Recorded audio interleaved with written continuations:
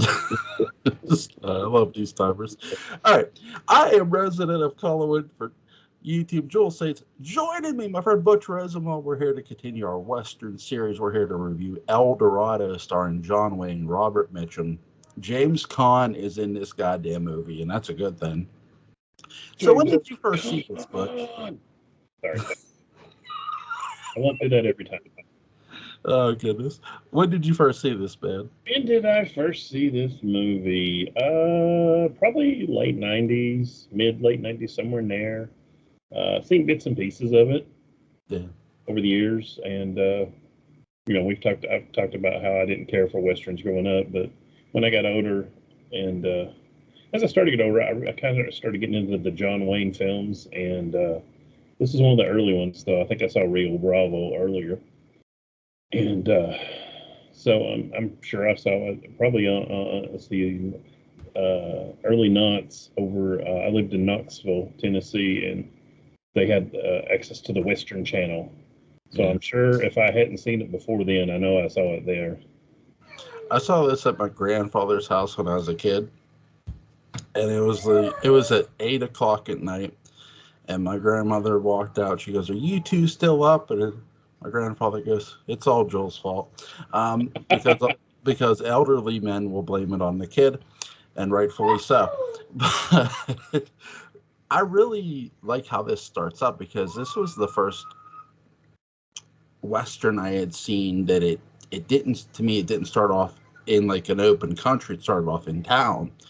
Well, it starts off with a song and credits, but it's when they come from that, it starts off in a town, and you see Robert Mitchum walking, and he's the sheriff.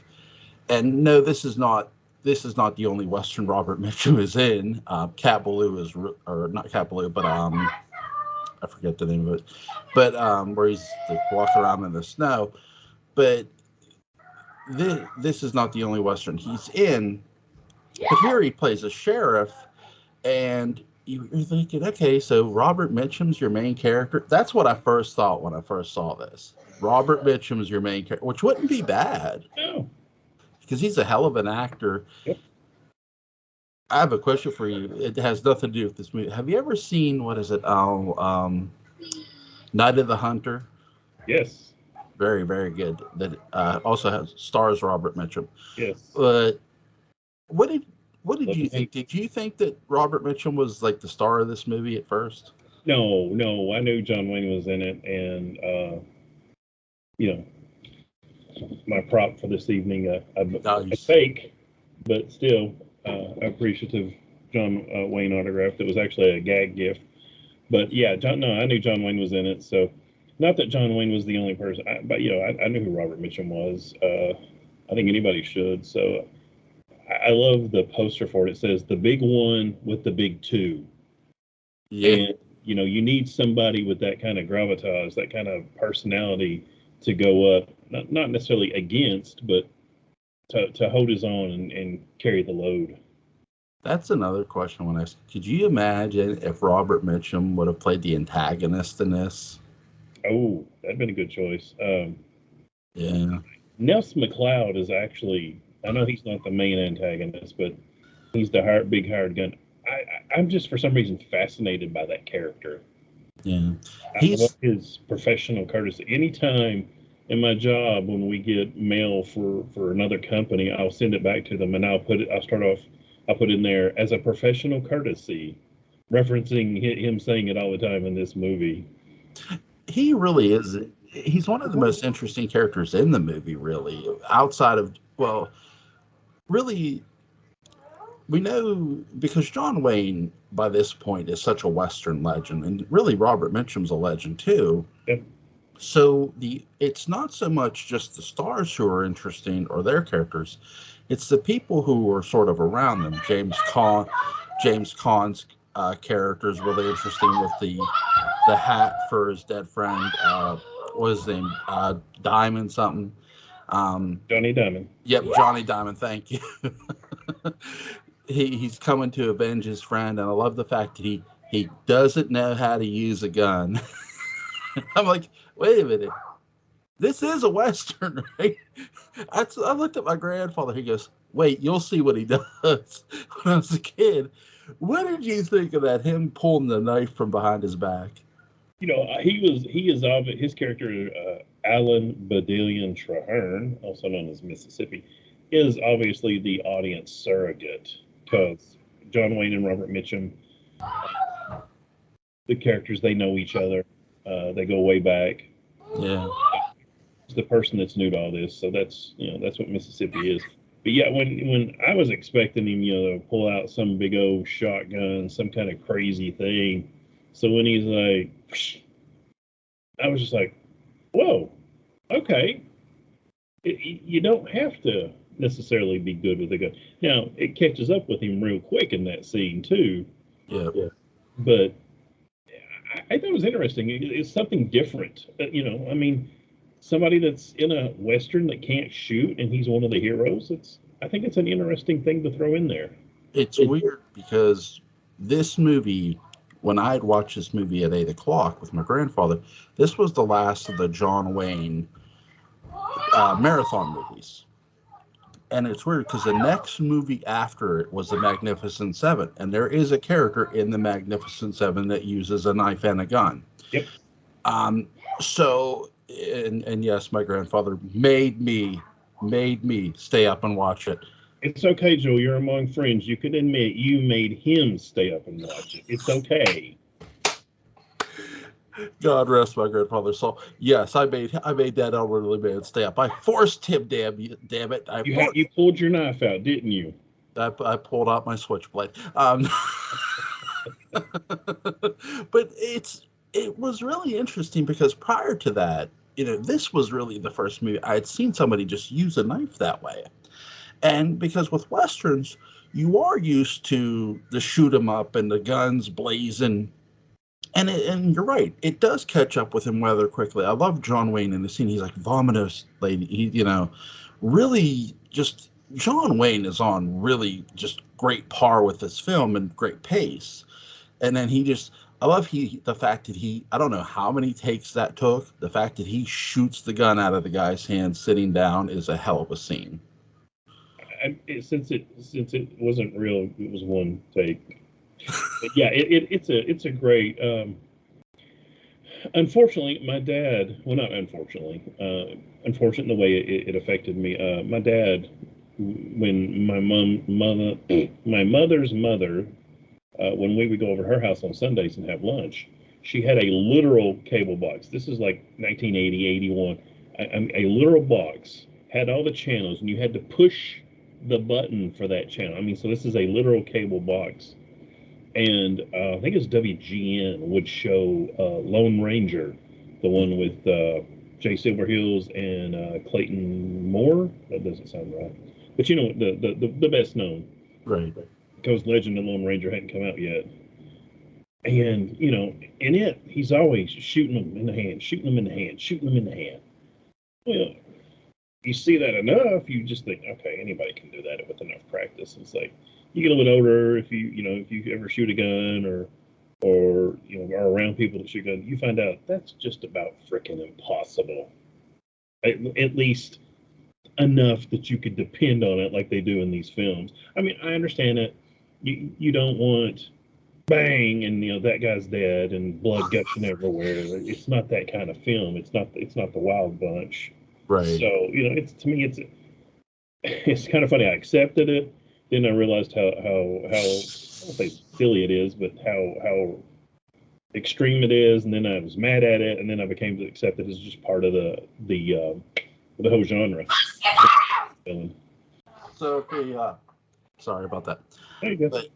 But it's really interesting that I love how they use the theme song in the movie where James Caan's character Mississippi is quoting the poem John Diamond gave to him, and when they use it, I'm thinking, okay, now I get why the intro song, because it was to sort of match up with this character in a way. Do you know who wrote that poem? No, I do not. Edgar Allan Poe. Really? This is one of my favorites. So I did some research years ago. I was like, well, I wonder what poem that is. I thought it might be Louis L'Amour or somebody like that. No, it's a Edgar Allan Poe. See, now, I wish it's weird because I learned poetry in fifth grade. We learned Edgar Allan Poe, William Shakespeare, but we more learned our darker poems like Telltale Heart, like for Edgar Allan Poe, Telltale Heart, The Raven, and so we never really learned their stuff like that. That's really interesting. I did not know that. Yeah, it puts a whole different little spin on it. I agree with you about the villain in this movie. I love the scar going down his face. he's and two, he's got a unique voice too. Yes. He's got one of those voices you won't forget. Yeah, he's in a few other John Wayne films because I was just intrigued by him. It was such a interesting character and um, told an interesting thing. So yeah, I looked him up. I wanted to. I'm sorry, I was checking the cast real quick because you pointed out something I hadn't thought of. A lot of these supporting characters are really interesting. Yeah, they are. And I think part of that is um, Ed Asner's character, Bart Jason, who is the main villain. He's not interesting. No, he's not. So he's an asshole. Ed Asner plays Ed Asner as a villain. Yeah. I'm not trying to speak ill at Ed Asner, but he's not asked to do a whole lot in this film other than be a bad guy. In many ways, Ed Asner, who is a good actor, really good actor. Oh yeah. He's more being asked to fill a part. You know what I mean? He's more being asked to. Yes, he's the main protagonist, but he's not the biggest threat in the room either. The biggest threat in the room really isn't necessarily him, but it's his money that hires the gun. It hires Nels and his friends. Right, because the one thing with this movie is John Wayne's character is approached by Robert Mitchum's character by gunpoint, which I love. At the very beginning, like you were talking about, the sheriff's going through town. Yeah, he's looking for, like, who's he looking for? Then when you hear John Wayne goes, oh, I know that voice, J.P. Hare. And he's watching his eyes, he's like, hey, he's got a gun pointed at John Wayne. You don't point guns at John Wayne. That's what I say. If I had to go after a John Wayne character in a Western, you better believe I've got a gun on him before he ever even knows I'm there. Interesting enough, the gun that Robert Mitchum's character, J.P. Hare, has, it's the gun that John Wayne used in Rio Bravo. If you look at it when he says, John Wayne says, something familiar about that gun, and Robert Mitchum goes, I just had it done up like yours. You can look at the pump, or not the pump, the cock, and you can see an extended for the trigger guard. Yeah, it's really cool that they sort of give that nod to that movie, which is cool because this movie is actually being done by Howard Hawks, which is cool, whereas Rio Bravo was done by John Ford. So isn't that just an interesting dichotomy with those two great directors? Right. Howard Hawks was always, again, Ford was good with detail, but so was Hawks. Hawks always had great detail. If you have never seen, by the way, you want to talk about great detail, go watch The Big Sleep. Humphrey Bogart, Lauren Bacall. And yes, though it's not a Western, me and Butch are going to talk about that movie eventually. Oh God, I love that film. I still have no idea what's going on through half of it, and I don't care. It's so great, right? It is. Like the whole thing.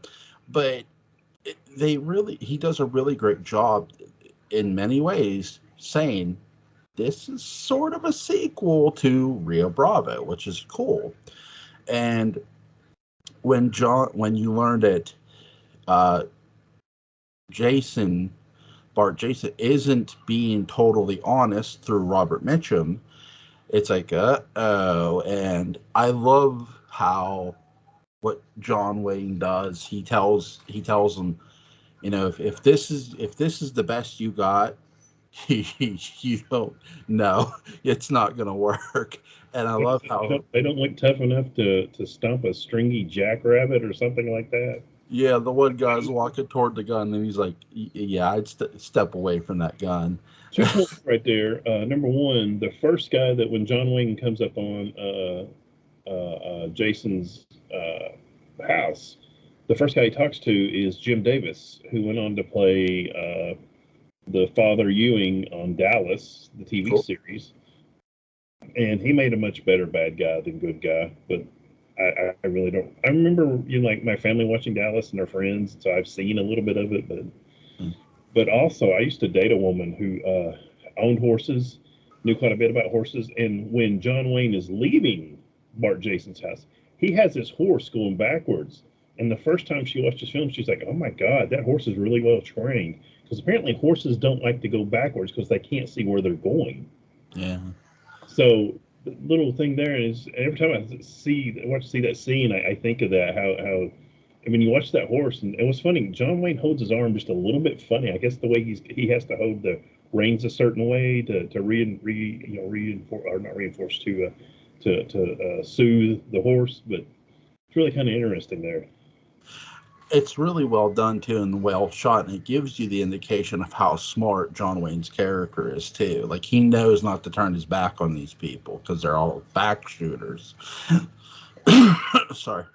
You're good. But it's really, again, it just stresses you how not just ruthless. I think that's sort of what makes Ed Ashner's character sort of ruthless. Is it's not necessarily just him. It's John Wayne and Robert Mitchum's character that are sort of telling you, hey, this dude, he's a bad seed. And I think it's more John Wayne's character and Robert Mitchum's job to sort of get the heel over, more so than it is the heel to get the, as much as it is for the heel we're gonna be in favor of later on to get the two protagonists over and Bill. But, I was just thinking, um, Bart Jason at Esner, he's almost more of a MacGuffin than a character. Yeah. He's just what sets it into motion. Again, not trying to talk smack about Ed Asner, and anybody does, I think, is a fool. But because you got Spunk. I hate Spunk. I love that scene. Sorry, but no, yeah, right. He's more he is more setting the story in motion than anybody else in this whole movie, really. Yep. Not John Wayne, not Robert Mitchum's character, Ed Ashner's character, because what you learn from Robert Mitchum's character is that there's a family called the McDonald family that were here 20 years prior that beat him to the punch. And so because Bart Jason wants to get that land by any means necessary, he is the MacGuffin of this story. Beautiful, beautiful point. But what did you think when you it is God, the villain, the hired gun. Yes, Nelson McLeod. Yeah, Nelson McLeod. Is he a better heel in this movie than, let's say, Rio Bravo, or not Rio Bravo? Yeah, Rio Bravos. I think so. And I kind of hate to say that because you have wow, I can't even think of his name in Rio Bravo. Played Sheriff Lobo and BJ. God, I hate to say that. BJ and the Bear. I'll think of his name in a minute. The villains in Rio Bravo aren't really interesting. Ed Asner really isn't that interesting. But Nils is very interesting. He has this thing, this code of honor that if you're in his rarefied air, because they talk about it. He says after John Wayne shoots that guy's hand, like you were talking about. Nelson McLeod says, "There's only 3 people I know of with speed like that." And it's like John Wayne's like, "Who's that?" I said, "Well, there's me. There's I'm cheating, Cole Thornton, because I always get Cole Thornton and then I think of Rio Bravo and I get his characters. I'm cheating with the names. I'm sorry, because there's me, there's Cole Thornton, there's somebody that's dead, and John Wayne goes, "There's a 4th." Yep. Goes, "Which one are you?" "I'm Thornton." And the guy that he shot he's starting to reach for a gun. He's like, Nope. But like I said, he made Nels makes several references to professional courtesy. He has a sense of honor. He's not above trickery, so I mean, it's not like he's a noble bad guy or whatever. But I guess maybe not quite an anti-hero, but he's much more interesting. It's kind of like I have a theory that it was you had to introduce the Emperor in Star Wars to allow Darth Vader to grow, because then you still got a big bad guy. Whereas if it stays Darth Vader, he can't grow that much. So you have, if you will, Ed Asner being the Emperor, and Nelson McLeod down here being Darth Vader. So he's a much more interesting character. He really is too. He reinforces the fact that Ed Asner is not a gun hand too. That's another thing this movie lays out very right in front of you, right early on, that he doesn't personally use a gun. He hires his gun hands. And so when you meet Nelson McLeod, he does have this code in many ways, sort of the way the Wild Bunch have a code. They had a code. So now you're meeting these outlaws, and Nelson McLeod has a code. And I like the fact that not only does he allows John Wayne's character to take their gun into the sheriff's office. I love what John Wayne's character does here. He's stalling Mississippi not to leave. And when I first watched it, I'm thinking, why is he doing that? And then he says to those, you want to go out that door? Nah, I don't want to go out that door. What did you think of that? I love that scene. Like I said, Nels has a sense of honor, but he's not above trickery. He's not going to shoot you outside. It's the two guys that John Wayne sent outside that are hiding in the shadows. I think it's great. There's just some interesting. One of those actors. Let's see if I can see his name real quick. I won't keep it up. I want to say it's Robert Donner as Milt. He played. If you remember the Mork and Mindy show, you remember their crazy neighbor. Can't think of it. He always had this cloak on. He's like Mork. He was like some kind of weirdo, almost new agey, kind of weird. I don't want to say cultist, but had these crazy ideas. It's the same actor, but he's a good character actor. But there's it's such a great scene. We see that Mississippi's been going around trying to avenge his friend Johnny Diamond. Has gotten lucky, as we see in that scene. And now he's he was one of the common folk. Now he's a little bit above that. He's fifth level, so to speak. He's learned how to cast fireball, to use a D&D metaphor. But now he's got a mentor that's going to take him to the next level. And one of my favorite things about this film is how the whole story just keeps progressing. You have John Wayne come in. Robert Mitchum tells him what's really going on. He turns the job down. Well, they've gone and alerted the McDonald family. One of the McDonald sons shoots him in the back. Shoots him. John Wayne kills him because all he knows is somebody shooting at him. He finds out who it is. He takes him home. He tells him what's going on, and he starts to leave. They believe him. Hey, somebody was shooting at me. I'm sorry I killed your son, but. So they let him leave. Well, then the sister catches him. She shoots John Wayne in the back. The bullet gets stuck there, and he goes back into town. And it's just there's just layers. It keeps going without some movies you're kind of like the Roger Moore. Some of the Roger Moore James Bond. You'd be watching like, wait a minute, why are we here? What's going on? But this one does. Dorado, it just builds. And it builds really well, I think, and tells a really interesting story. Well, when James, here's the thing of this. With Roger Moore, I think it was his James Bond that went into space, if I'm not mistaken. Read the book. The book's better than the movie. Usually that's the case. Usually that's the case. But it's sort of like, should Jason have went to space? No, but he ended up there anyway. I love that film. I'll admit it. I love Jason X. I saw it in the theater, and I was the only person in the theater, and I couldn't care less. I just had a great time.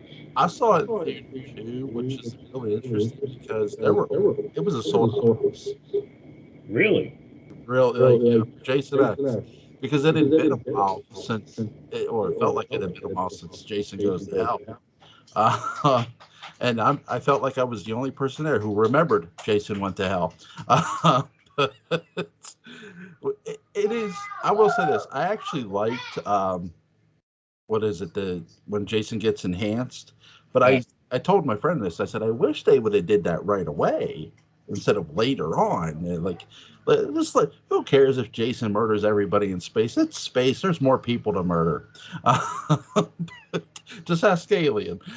So, but with this movie, with Dorado, you literally have, all, like you said, all these things that keep progressing forward really well told story. And I like the fact that now, after he's shot in the back by McDonald's daughter, and Yep. they can't get the bullet out. And the one actor who's the doctor, he was in he played a sheriff in Angel and the Badman, another John Wayne movie. Yes. Paul Fix, and he also played the sheriff on The Rifleman. Yep, yes, he did. And so Italian. The McDonald's son that gets shot by John Wayne. Yeah. That's the son from The Rifleman. Yep, yeah, he's a lot now. He's a bit older in this movie. Yeah, about 10 years. 10 years. Yeah, he's older in this movie, but yeah, you're right. It is the son from The Rifleman, and so John Wayne's character did not shoot that character in the hand. Unfortunately, he got shot. Hey, people's got to die in a western. So his character gets killed off by John Wayne's character, not on purpose. And like you said, he takes in there, he tells him what happened, and the daughter does not believe it. And I like how the one son's pa's handling this, and she rides off. She's not happy, and she shoots him in the back. Like you said, I love the fact that when they're in town, they're waking him up, and he's like, "I can't get your bullet out." And this plays a part in the story, later on, because after he saves Mississippi, James Caan's character, it's crazy how you have James Caan, who is in a Western with two huge stars in Wayne and Mitchum. And later on, I forget the actor's name. Oh, God, I'm going to kick myself. Who's in Pale Rider with Clint Eastwood. He's real young at the time. God. He was in Mystic River. His name will come to me. But Sean Penn, sorry. But it's crazy to think here's James Caan, and he's in, and this is pre-Godfather here. So he's in a Western with the two biggest names. And here's the thing, his character is just as important as theirs. Yep. He really plays an integral part in this movie, where I love the fact that John Wayne's character does take the time to teach him how to shoot. It tries to, anyway. Or he does try. What did you? I like how my favorite scene in this movie is where Mississippi dives underneath the horses, and he goes, "A horse wouldn't trample a man." And I'm like, "Huh?" John Wayne and Robert Mitchum kind of look at each other. It won't. And one of the implications of John Wayne and Robert Mitchum's characters are that they both served in the Civil War, apparently on the same side. Yeah. So I'm pretty sure they've seen a horse step on a man. There is a little bit of bad editing right there, because you see him run and he dives, and then there's a quick cut, and then suddenly there's a little trench dug, and there's like a little over it, but it's just, I mean, it's one of the things you look real quick, you see it. If you don't look for it, you won't see it. It doesn't really affect your enjoyment. You can not only catch that when you watch the movie on DVD, you can catch this on television. Like when they've showed this on television, you're right, because I remember that as a kid, where you could sort of see it. Like, it's quick, but you see it, and I'm like, well, wait, what, What just happened? yeah, what just? I'm looking at my grandpa. What just happened? He's like, oh, don't worry about it. But so it's really interesting that they do that, and then but the line that he says after that is just gold. It's like to the two biggest, Western legends of the time, at least one of them, and then Robert Mitchum. He's like, they're like, wait, huh? Like, no. And it was right after that, and they kind of like each other, and Robert Mitchum looks at John Wayne and goes, Alan Berdillion Traherne, and he corrects them. It's a running joke that nobody can say his name right, and there's so many great character moments in this, and they're some of them are pretty short. I mean, we haven't even got to Bull, we haven't got to R.G. Armstrong, we haven't got to what's her name, Maggie, Maggie, I think, yeah. Maddie. I mean, again, there's so many. I don't want to say small, but smaller characters, non-main characters that are so interesting in this film. Yeah, Maddie, it's really interesting that, you've seen women in Westerns, but again, here's this woman who plays an integral part because she shoots John Wayne's character. And I love how I knew it was. Did you know it was her pointing the rifle at the jailhouse as they're taking Bart Jason? No, when that's Joey Hyde. No, at the first time I saw it, no, just to correct, you kind of ran something there together. Maudie did not shoot John Wayne's character. Oh, sorry. But I knew who you meant. That's Joey. Josephine is the character's name, and they call her Joey. And I remember the first time I saw this film, I just fell in love with her. She is so gorgeous. What's her name? Michelle Carey? Yeah, utterly gorgeous. And people like to give John Wayne and his films, a lot of crap for various things, but I find some of his films to be a lot more progressive than he's given credit for. I mean, you've got, yes, Maudie is apparently, I don't think she's a soul dub, but she obviously runs a business. Yeah. Maybe she's a saloon keeper. And then you got Joey, who, I mean, she's out there shooting with, not as much with the men, but she's right out there with the men. I mean, she's for 1966, I think it was. That's pretty progressive. A lot of movies didn't have women out there shooting, let alone a woman shooting John Wayne. Yeah, that's the one thing too. I always point this out when I sort of talk about Once Upon a Time in the West. I say it's not the just the looks of Claudia Carnell. Claudia Carnell shoots a gun, shoots a match out of Charles Bronson's hand, harmonica, and that's what makes her interesting. It's not just her beauty. Yes, her beauty is on display, but like you said about Josephine, she can shoot too, and that's that's funny because that's a line. Once upon a time in the West, not only can he play, he can shoot too. But so with this, she can shoot because she shot John Wayne's character in the back. Again, it's going to play an integral part in the story. But when the gun's being pointed at the jailhouse, I'm thinking, I said to my grandfather, I said, I bet that's Joey. And I don't know why I said that. It's one of those moments where a character's face sort of enters your mind and the scene is happening. And I think that's why I guessed it. And he goes, how did you guess that? Because it was the first time I was watching it. And I said, I don't know. Her face just came to my mind. And I love the interaction between her and James Caan's character, Mississippi, how they're wrestling each other in the bar. What did you think of that? Yeah, he doesn't, to clarify for people who haven't seen it, he doesn't know it's a woman. Right. And he sneaks around and kind of tackles him and lands on him, and he's about to punch him, and her hat comes off, and he's like, hey, you're a girl. And, I've known some women that were a little critical of that scene, and I guess maybe it is a little bit. Mm-hmm. But he does have he says something about, she goes to hit him, and he's like, you better stop that because I can hit a little bit harder than you. So it's not like he's slapping her. He's not doing some Ike Turner on her. As long as you don't read into it too much. I think it's an amusing little scene. It sets up their interaction later. It leads also to one of my favorite lines. He takes her over because she tells him who she is, and he takes her over to the jailhouse. She's like, "I told you who I was." He's like, "Yeah, that's what you say."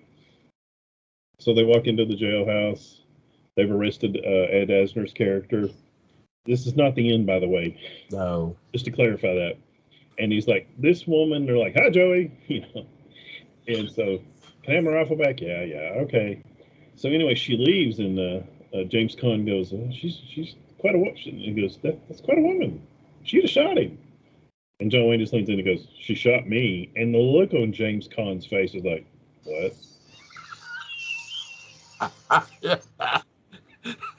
Yeah, like if you thought the a horse will never trample on a man, the line was shocking.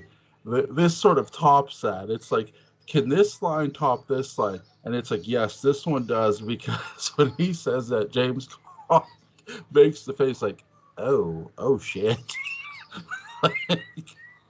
You know, this film has one of my favorite things about Howard Hawks films, has some really snappy dialogue, and the smart women, and the comebacks, and the going right at it. And you know, you don't have a lot of, "Oh, save me." I mean, you've got some pretty proactive women doing their thing, and it's not like, you know, John Wayne's riding in with the cavalry at the end. It's like, no, I mean, everybody has to band together to save the day. So Yeah. that's one of my favorite things about this film is just it's has some snappy dialogue, and some progressive characters, especially for its time. Yeah, the thing, Howard Hawks, the thing is the same way. There's a woman she's not trying to be the damsel, and that's the thing too. The women in El Dorado aren't trying to be the damsel. You know, then again too, like you pointed out, John Wayne isn't riding in with the 12th Cavalry or even, you know, a big posse or anything. It's him, it's Robert Mitchum, it's James Caan, it's Bull, the character of Bull, which I really found interesting. Lazy old Indian fighter. Yep. I love that he has a bugle horn. He goes, "I'll sound this horn," and he does sound that horn. By the way. Yeah, there's the scene leading up to Ed Asner's characters getting arrested. One of the McDonald's gets shot. They go off after him, and Robert Mitchum's character had fallen in between the scene where he goes to talk to John Wayne at the beginning, and John Wayne coming back. 6 months has happened. Yeah. Robert Mitchum's character has met a woman, fell in love with her. She left him, and he's been a drunk. So they're kind of trying to get him to sober up, and you have the scene where they're going after him. The Bull's like, "They ran down this way. It got me feeling like an Indian when they wanted you to come down there." Basically, they're leading them into a trap. Yeah. Here comes Robert Mitchum, and he's like, "Where are you going?" "I'm going down this way."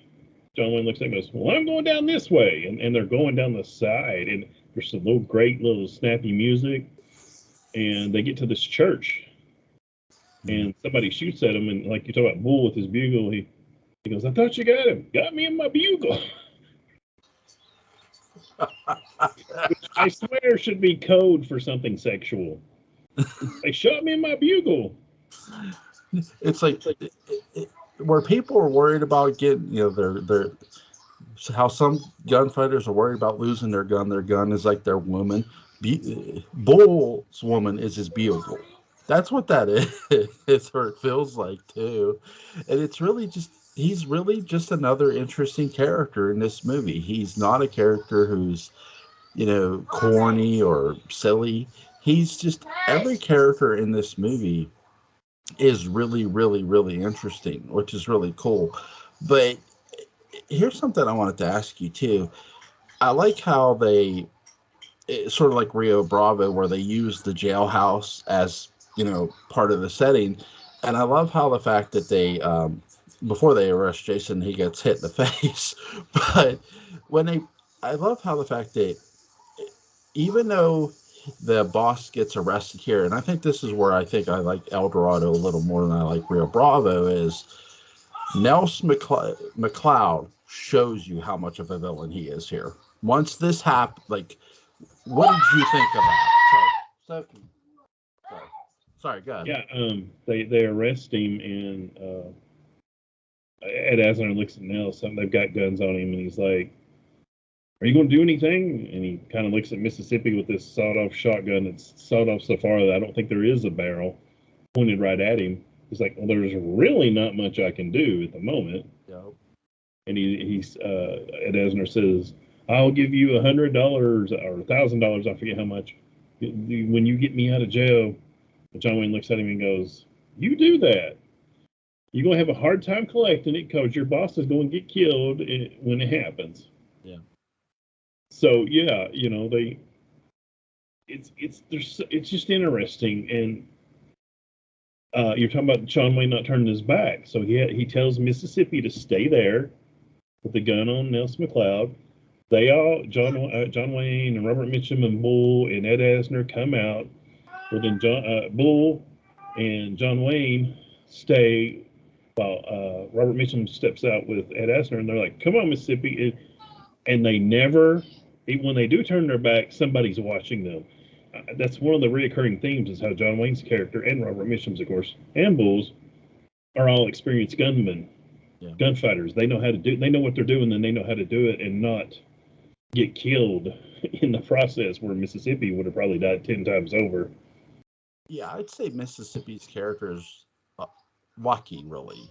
Like his character relies on luck, but that's what makes his character interesting too, because something we mentioned previously. He killed men with that knife. He killed 4 men, with a knife, which is really interesting. So when he learns to use a sawed-off shotgun, and you can debate whether he learned to use it or not, but as they say, when he shoots that thing, the safest place to be is behind him. Yes, right behind him. Just stand here. Do not be in front of that man. But I just had what I think is an interesting thought. You have Ed Asner's character, Bart Jason, and then you have Mississippi, James Caan's character. Neither one of them can shoot. And like you said, Bart Jason hires people to shoot for him, but Mississippi, I can't say hires, but helps somebody out, and he teaches him maybe not how to shoot, but enough to get by and make it through this film. So it's kind of an interesting dichotomy between the two. Maybe it's more one won't and one can't, but still how they solve their problem and how that works out best and not so good for them.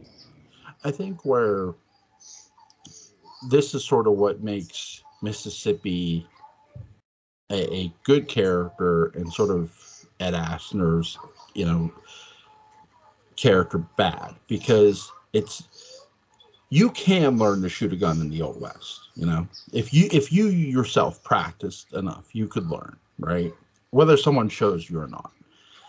But here's Ed Asner's character. Does he honestly we can look at Mississippi and say he made a conceited effort to learn, and I think he would have, he would have done that on his own, perhaps.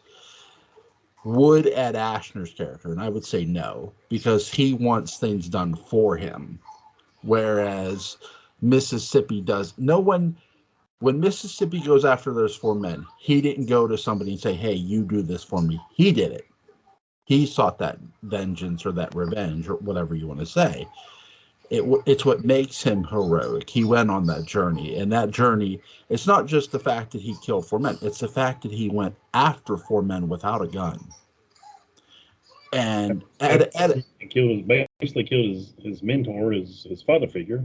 Right, They killed Johnny Diamond. They killed somebody who was a father to him, as you pointed out. Where Ed Asner's character, he wouldn't go after the person. He'd hire somebody to go after the person.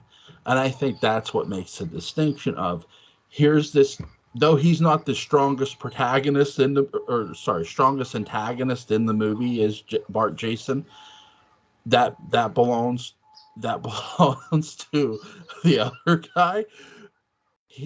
Mississippi is a character who I could have seen being the main protagonist in this movie eventually. You could, I like James Caan in this movie because he does hold his own with Wayne and with Mitchum. Sure does. Yeah, and an interesting thing is maybe Bart Jason either doesn't have time or doesn't have the patience to learn to shoot or to want to shoot. He's just more like, here's some money, go do that. Whereas James Caan, really, he doesn't have the time, but him and Cole, John Wayne's character, take the time. And I always thought eventually Robert Mitchum died or got killed. John Wayne became sheriff, and Mississippi was his deputy, and Bull retired. I mean, I know that makes that's just completely headcanon, but I've always just thought that happened. Yeah, I think it's really interesting that too, like you said, the one girl who's in love with John Wayne and Robert Mitchum's character, she sort of goes back and forth between them. I do think she runs her own business. I think there is a saloon in the movie, but I think she owns her own place, like you were saying. I think she owns her own saloon in town. And maybe it's the right something, obviously. Yeah, but she is important to the story because she loves both men. And she respects both men. Yeah, there's again that scene at the beginning when Robert Mitchum goes to intercept John Wayne when he finds out he's working for Bart Jason. She comes in and they're both like, "How do you know him? How do you know him?" She's an interesting character. Even she's not in it as much as Joey. Right. She is a little bit of an information dump, but also she lets you learn more about John Wayne and Robert Mitchum's character. And at the beginning, I think she is kind of a love interest for both. But after Robert Mitchum's character falls off the wagon, so to speak, it's pretty obvious Maudie has a thing for John Wayne. And she's just waiting on him to come back. Because when he leaves after he got shot, and when she finds out he's leaving to go down to Mexico, and if you look, when he tells the doctor, you just see this look on her face like, obviously it's not told her. And then you have a quick scene where he's leaving, and she's like, "Why are you leaving?" And he's like, "Well, there's people need help." She goes, "Does it have anything to do with being able to look at the McDonald's?" He's like, "No, you're pretty smart for a kid." Yeah. And she's like, I hope you don't think I'm a kid. And he goes, "I don't." And then, one of the few times John Wayne actually shares a kiss with a woman in the film. So, yeah. It's just great chemistry all around, really. Yep. This movie, every character interaction you see, it's just great chemistry from main character to side character. The gunplay is really fun in this movie. What's your favorite shootout in this movie?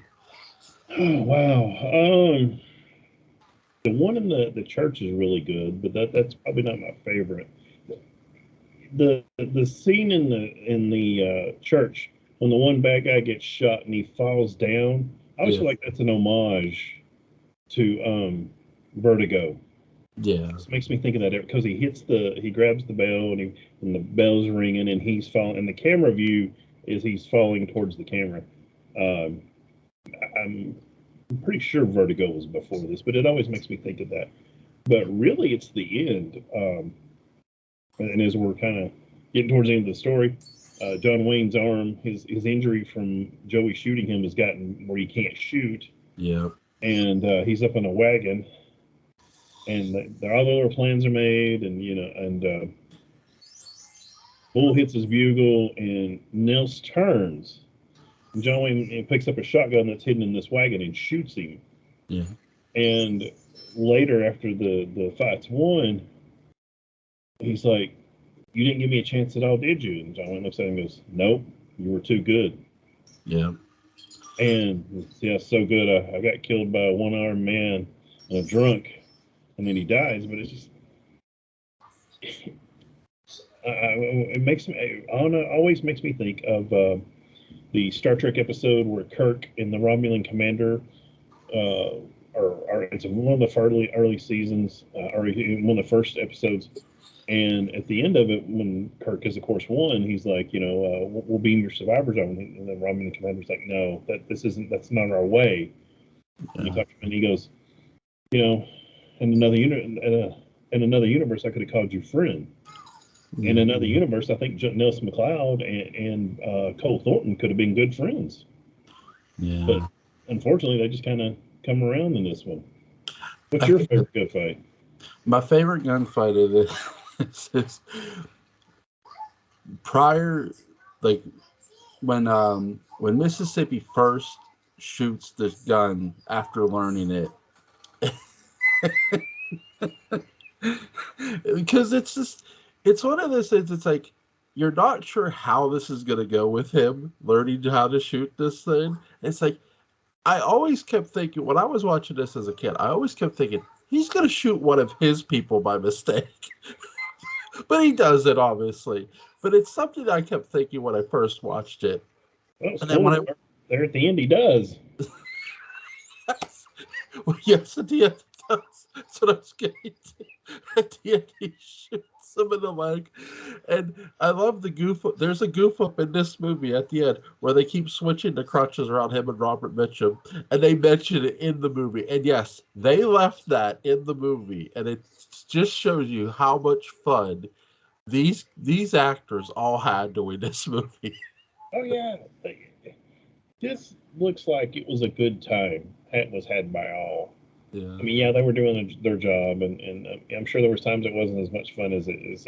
But yeah, they get along, and apparently, I think it's Robert. I think I read it was Robert Mitchum's character that kept using the crutch wrong, and by the time they realized that it's like so late into the film, like well, here we'll just write this in. Yeah, here you go.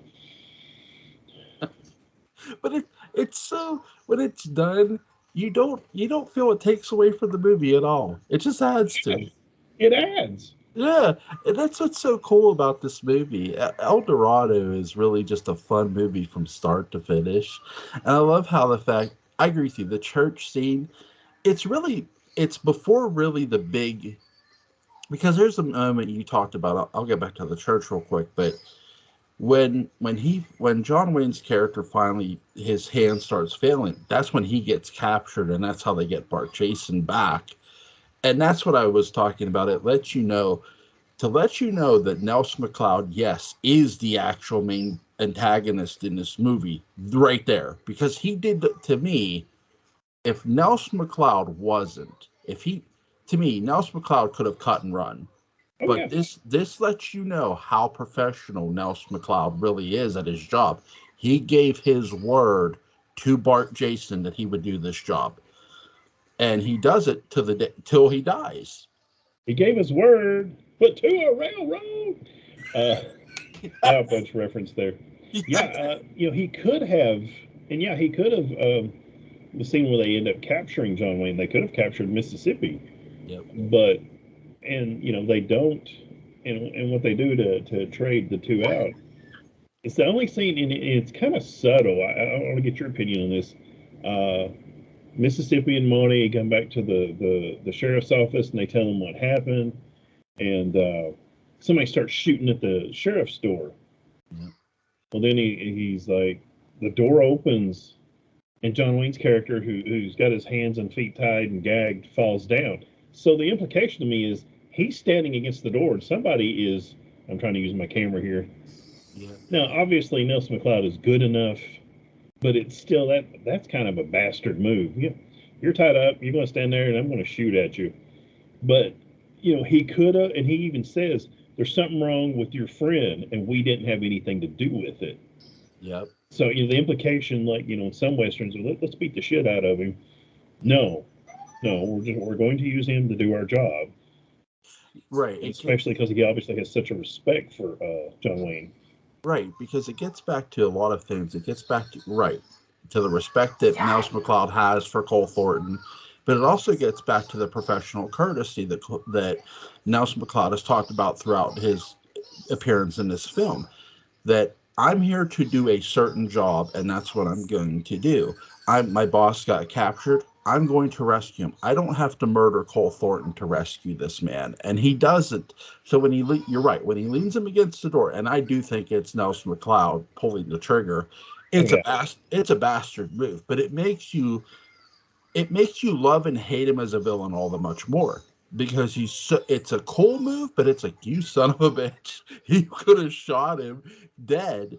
And he does. It just goes to show you he's serious about this professional courtesy, but it makes him all the more of a heel in this movie. You sort of Ed Asner, like you said, he's more of a MacGuffin, but I don't feel they. I'm not knocking Ed Asner either. If they would have found a way, I wish they sort of would have found a way to just had Nelson McLeod just be the overall villain in this movie. You know what I mean? Like Yeah. he was just the better villain in this movie. Well, again, I think you get back to the Emperor Darth Vader thing where you have to have the bigger villain. Yeah. So the you have to have the big bad so that the dragon can be a more interesting character. Right. Because if he is the money and he is in charge, he would have already figured out a way to do this. He probably would have married Joey and got the land that way. So You may have had, well, let's face facts too. You may have had you may have had a literal shootout between a man and a woman. but we've talked about the role of women in this film. Who gets captured? John Wayne. John Wayne, yeah. It's not any of the. I mean, again, they kind of capture Maudie. They're using her place, and that's where they capture John. They just kind of let her go. They're not. Yeah. They're bad guys, but they're kind of like, if you will, time clock punching bad guys. We're just here to do our thing. We're not here. We're not the Wild Bunch. We're not going to shoot everybody in the whole damn town. We're here to do this one thing, and we're going to do that, and as quickly and as efficient as we can, and then we're gone. If this is the Wild Bunch, the whole town's getting. That's what I love. You're right with Nelson McLeod. You're right. This is a job to him, and he has a code for that job. We've talked about the Wild Bunch had a code, and Nelson McLeod has his own code. You see this with certain villains. Now, with some villains, you don't. They're just villains who are complete assholes. But with Liberty Valance. Yep. Liberty Valance does not have one iota of a code, and Frank too, in Once Upon a Time in the West, but we'll get into him at another time. But with this, you have a guy who literally, like you said, clock in, I'm here to do my job, clock out. Only this time, he clocks out permanently. Yep. Go ahead. Oh, sorry. I love the line that John Wayne says, "You were too good," because he's right. He was too good to give a chance. And I think really the demonstration of that is John Wayne's character being led against the door and then them shooting at Nelson McLeod shooting at him. You may not see it's Nelson McLeod, but you get the sense that it was. Oh yeah, he wasn't going to let nobody else do that on the off chance they'd hit him. They would on the off chance they'd hit Cole, John Wayne's character. And I was just thinking Nels would have fit right in with the Wild Bunch. Yes, he would have. Liberty Valance wouldn't have.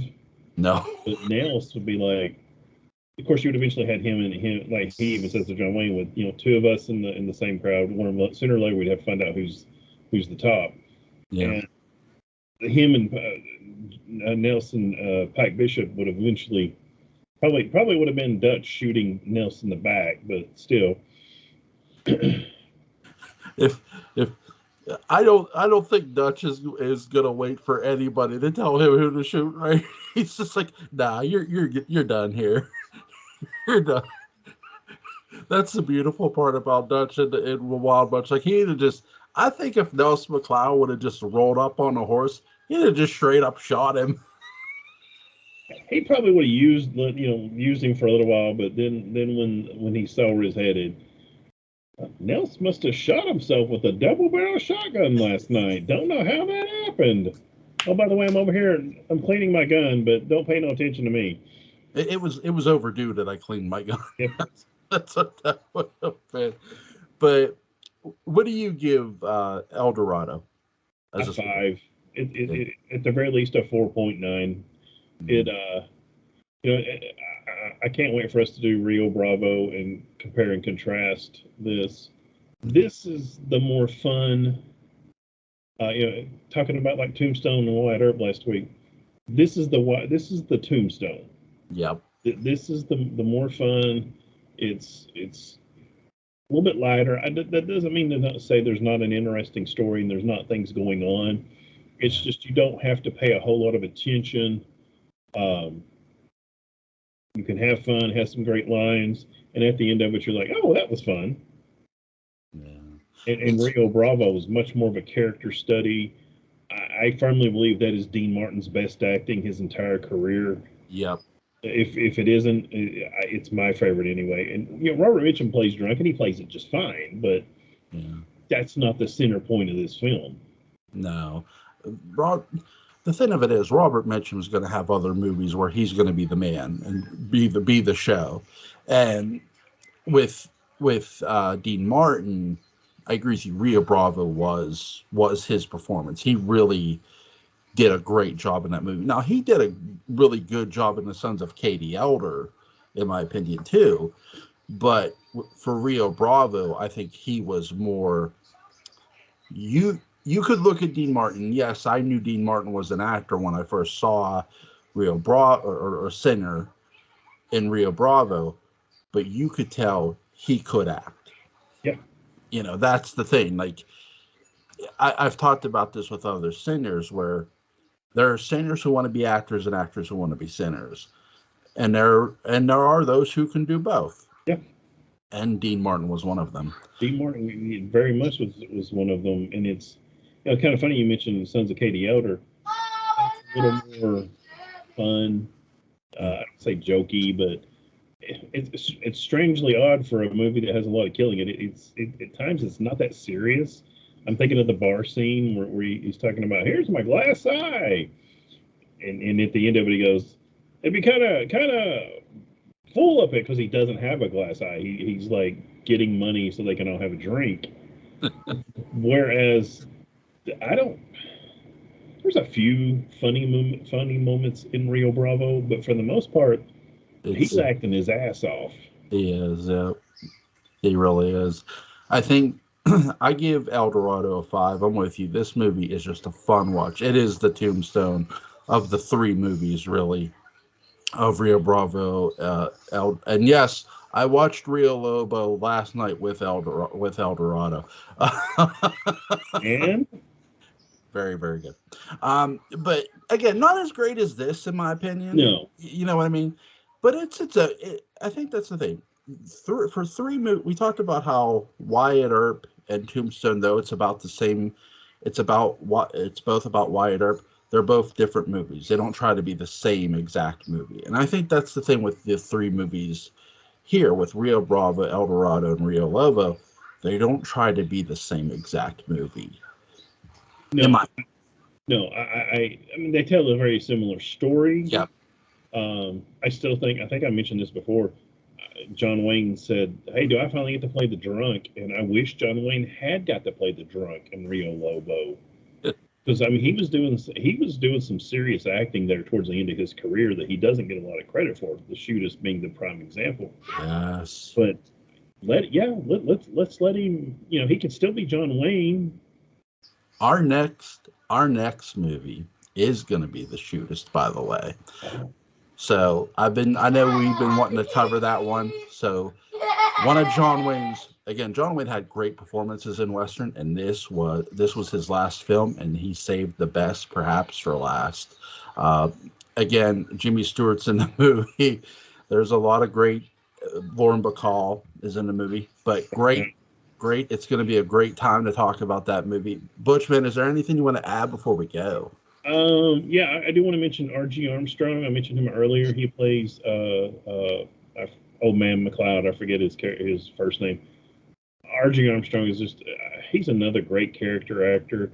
According to Wikipedia, he was Andy Griffith's best friend, which is odd because I thought Andy Griffith was a hateful old man. But RJ, I just love him. He has a great voice. He has a great face. He just looks like a hard ass. Yeah. And I tell my dad how, and after basically, the Westerns died 69, 70, they were pretty much dead by 80s. Yeah. A lot of Western actors went to horror movies. Yeah. Chuck Connors in a werewolf TV show. And R.G. Armstrong went to. This is where I first saw him in the Friday the 13th the series. He played kind of the MacGuffin, Louis Vendredi, who sells cursed objects for the devil. Clue Gallagher too did Freddy's Revenge and Return of the Living Dead. So I think he's underappreciated, and he's just somebody I liked him. And when I see him, I'm like, ooh, RGE. I'm like, okay, I'll watch this. He's not necessarily a great actor, but you're going to get a good performance out of him. Yep, absolutely. For Butch Rosenbalm, I want to thank you, man. It is always a pleasure bringing you on here. I have fun. Next weekend, I'm going to contact Butch and see if Saturday's good. But we will be covering the Shootist. It's going to be really fun. Butch, man, thank you so much for coming on, man. As always, thank you, Joel. Yep, you have a good night, man. You too. Bye.